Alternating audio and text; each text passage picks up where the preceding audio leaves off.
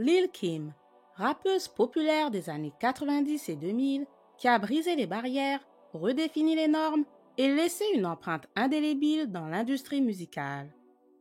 De ses débuts modestes dans les rues de Brooklyn à son ascension fulgurante dans le monde du hip-hop, Lil Kim a non seulement défié les attentes, mais elle a aussi incarné une voix puissante et provocatrice pour une génération entière. Dans cette vidéo, nous allons explorer les origines de sa créativité et les moments de sa transformation personnelle. Retournons sur son histoire. Salut tout le monde et bienvenue sur la chaîne de Lexi Raconte. Alors avant de commencer, pour soutenir la chaîne, n'hésitez pas à liker, vous abonner et activer la cloche de notification. Allez, on y va!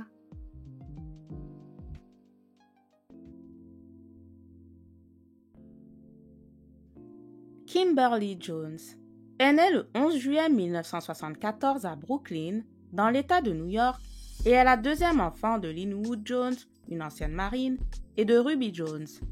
Elle a un frère aîné appelé Christopher. Enfant, celle qui se fera appeler Lil Kim étudie à la Queen of All Saints Elementary School de Brooklyn. Lorsqu'elle est âgée de 9 ans, ses parents se séparent à la suite de comportements violents de son père et la mère de Lil Kim, bien qu'elle soit destituée financièrement, n'a plus d'autre choix que de partir pour sa santé et décide d'emmener sa fille avec elle. Lil Kim vit quelques mois avec sa mère, dormant dans le coffre de sa voiture, avant de retourner vivre chez son père suite à la décision du tribunal. Avec lui, elle entretient une relation tumultueuse, mais aussi abusive émotionnellement et violente. Lors d'une ultime dispute avec ce dernier, elle finit par le poignarder au bras et s'ensuivra une multitude de fugues dès l'âge de 14 ans. Lil Kim rentre dans le monde dangereux des dealers de drogue, des proxénètes et des gangs, mentionnant qu'elle faisait tout pour survivre. Elle effectue des transactions pour les dealers et a même des relations sexuelles avec certains d'entre eux afin d'être sûre de recevoir l'argent en retour. Un an plus tard, elle retourne au domicile familial jusqu'au jour où son père se remarie et décide de déménager dans le New Jersey tout en précisant qu'il n'a pas l'intention de l'emmener avec lui. Après s'être fait renvoyer du domicile familial par ce dernier et laissée à elle-même alors qu'elle n'est encore qu'une adolescente, elle finit par vivre dans la rue. Malgré elle, Lil Kim continue de gagner de l'argent en effectuant des transactions pour des dealers de drogue ainsi que des activités dans d'autres domaines illégaux.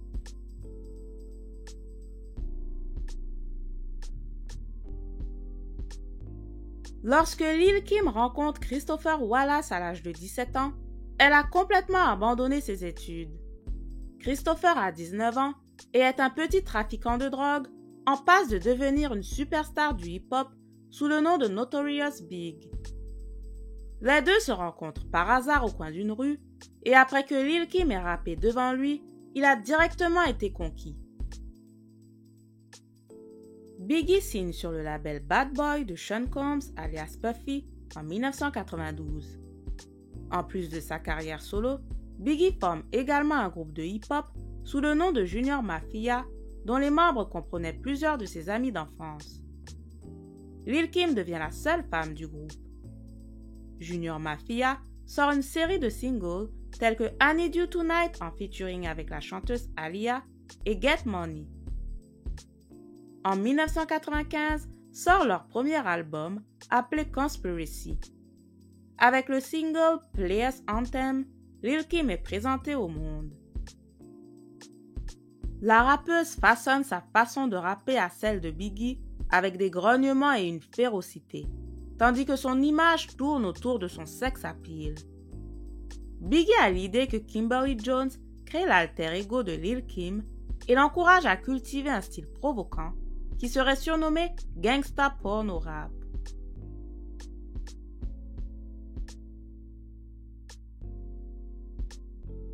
Après avoir passé un an avec Junior Mafia, Lil Kim commence sa carrière solo en se produisant sur des albums R&B et en enregistrant son premier album appelé Hardcore qui sort en novembre 1996. Le premier single de l'album, appelé No Time, en duo avec Puff Daddy, atteint la première place du palmarès Billboard Hot Rap.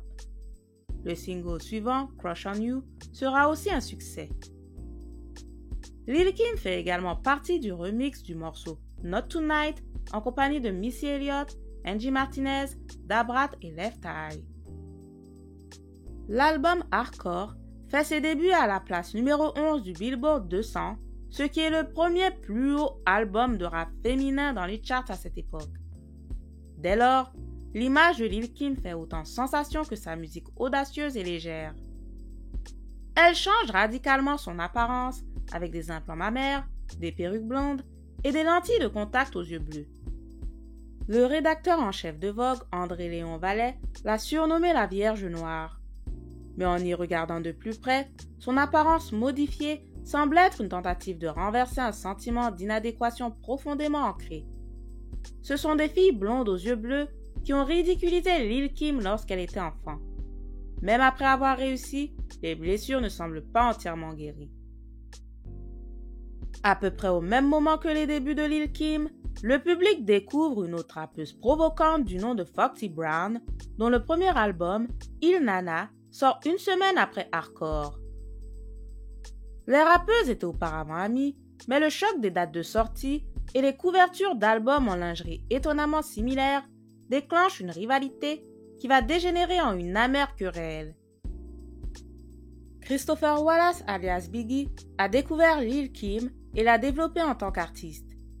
Ils deviennent également amants, même si leur relation est loin d'être exclusive. Biggie est connu pour avoir plusieurs amantes. Ils continuent leur relation intime malgré le mariage de Biggie avec la chanteuse de R&B Faith Evans. Lil' Kim tombe même enceinte de lui, mais met fin à la grossesse.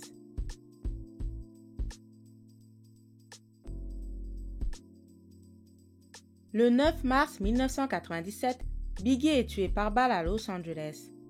Lil' Kim se préparait alors pour un spectacle à New York. Sa mort l'a durement frappée. Elle pensait qu'il était le seul homme à l'avoir jamais aimée pour ce qu'elle était. Elle a eu du mal à passer à autre chose, révélant à Newsweek 3 ans après la mort de Biggie avoir encore certaines de ses cendres dans une urne chez elle dans le New Jersey.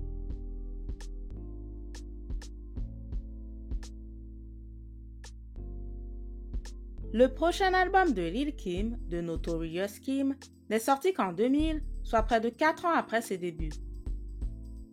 Elle travaille avec Puff Daddy sur l'album après avoir collaboré avec lui pendant sa pause pour tenter de rester connectée à l'héritage de Biggie. L'album fait ses débuts à la 4e place du classement Billboard 200, certifié platine et généralement bien accueilli par le public et les critiques. Il contient entre autres les chansons No Matter What They Say et How Many Licks en featuring avec Sisqó. Le statut de célébrité de Lil' Kim monte en flèche avec son prochain projet. En mars 2001, elle s'associe aux chanteuses Maya, Pink et Christina Aguilera sous la production de Missy Elliott et Walk Wilder pour refaire la chanson Lady Marmalade de Patti LaBelle pour la bande originale du Moulin Rouge. Le titre reste à la première place du classement Billboard pendant 5 semaines. L'année suivante, les chanteuses remportent un Grammy Award pour la meilleure collaboration, établissant ainsi Lil' Kim comme l'une des rappeuses les plus recherchées du début du XXIe siècle.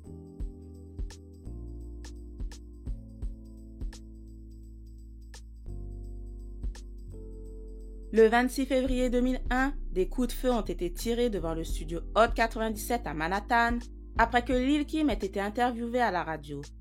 Un homme a été grièvement blessé par balle. Selon certaines informations, les coups de feu auraient été tirés après une altercation entre l'entourage de Lil' Kim et un groupe associé à sa rivale Foxy Brown. Lorsque l'affaire est jugée, Lil' Kim déclare au grand jury qu'elle ne savait pas que 2 membres de son entourage, son manager Damian Butler et son bodyguard Phil Jackson, étaient présents au moment de la fusillade. Mais les photos de sécurité de la station de radio montraient Damian Butler ouvrant la porte à Lil' Kim et des témoins l'ont lié aux 2 hommes qui ont plaidé coupables des accusations. En conséquence, Lil' Kim a finalement été reconnue coupable de parjure et de complot pour avoir menti à un grand jury fédéral en mars 2005.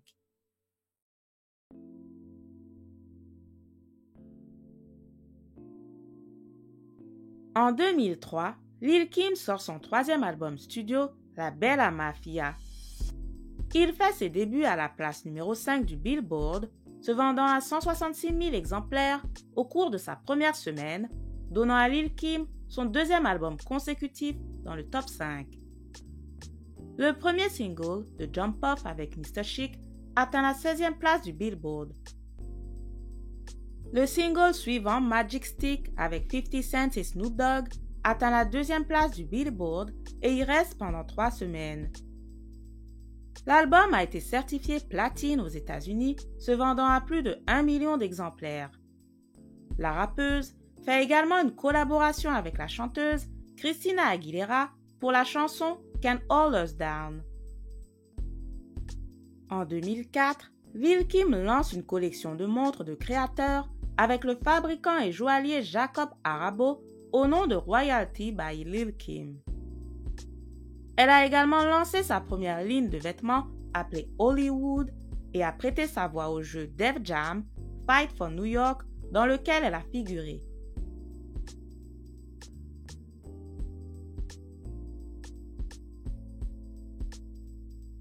Lil Kim sort son 4e album The Naked Truth en septembre 2005 alors qu'elle purge une peine de prison fédérale. L'album fait ses débuts à la place numéro 6 du classement Billboard. Le clip du premier single de l'album, Light Us Up, est produit par son ex-petit ami, le populaire producteur de disques de l'époque, Scott Storch. Le titre fait ses débuts à la place numéro 100 du Billboard, puis monte rapidement à la place 31. Le deuxième single, Woo-Ha, ne rentre pas dans le classement de Billboard, mais figure dans le classement R&B Hip-Hop Track où il occupe la 30e place. The Naked Truth ne se vend pas aussi bien que ses œuvres précédentes. Elle déclare que sa peine de prison ne lui laissait pas le temps de promouvoir le projet.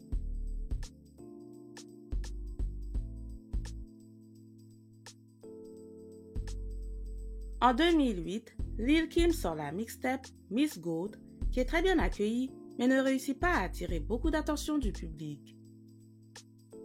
Elle se lance également dans la télé-réalité, agissant en tant que juge dans la série Pussycat Dolls Present Girlicious en 2008 et en participant à Dancing with the Stars en 2009 où elle est une candidate populaire.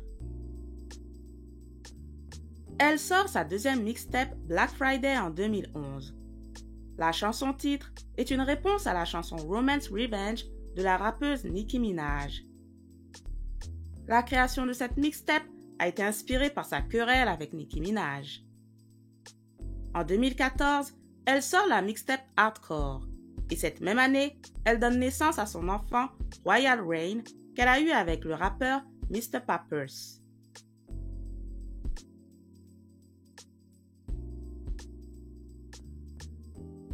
Dans l'univers du hip-hop, tous les problèmes ne durent pas éternellement. Ces dernières années, Lil Kim s'est réconciliée avec son ancienne rivale amoureuse, Faith Evans.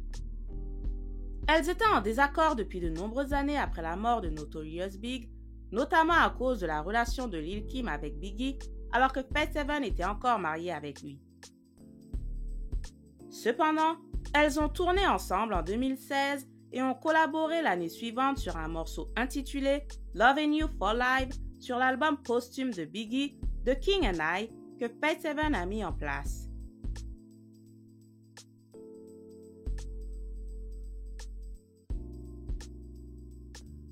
En mars 2019, Lil Kim révèle que son nouvel album s'intitulerait Nine. Après un léger revers avec son label qui empêche la sortie de l'album à la date initialement prévue, le projet est reporté. Par la suite, Lil Kim sort le single Found You avec City Girls et OT Genesis. Son album devient finalement disponible avec le morceau Pray For Me en featuring avec Rick Ross et Musiq Soulchild. Cette même année, plusieurs artistes lui rendront hommage lors de la cérémonie des BET Hip Hop Awards.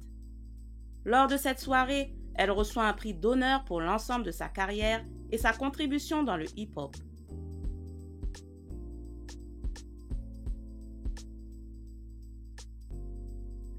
Au fil des années, nous avons vu l'énorme changement physique de Lil Kim dû à plusieurs opérations chirurgicales.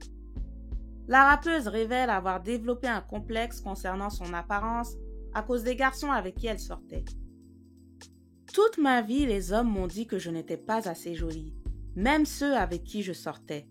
Les hommes me trompaient toujours avec des femmes d'apparence européenne. Vous savez, du genre aux longs cheveux. Des femmes vraiment belles.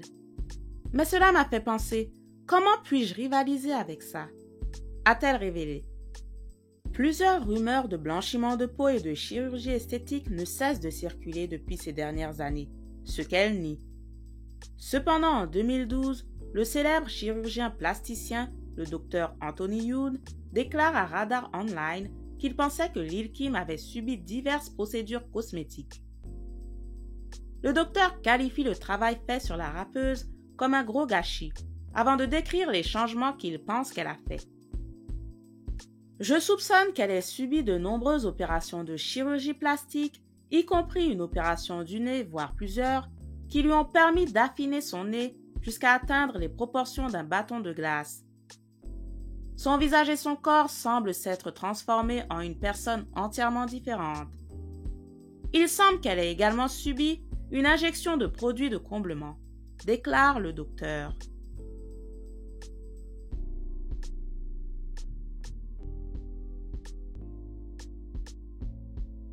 La vie de Lil Kim est une saga riche en rebondissements, marquée par le succès musical, les transformations physiques, les controverses et les luttes personnelles.